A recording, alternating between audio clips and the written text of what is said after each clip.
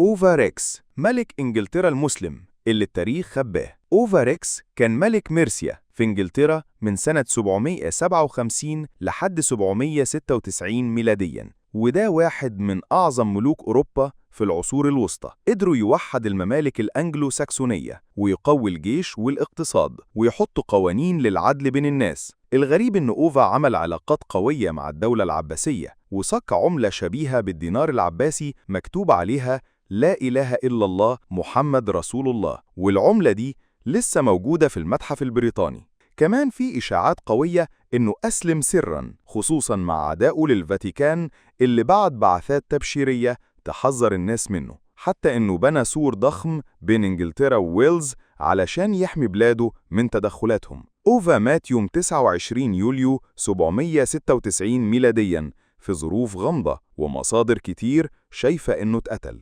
النهاردة سيرته شبه ممسوحة من كتب أوروبا، لكن عملته وأثره لسه شاهدين على إن ملك إنجلترا ده كان مختلف جداً عن غيره. ما تنساش تدوس لايك وتشترك في القناة.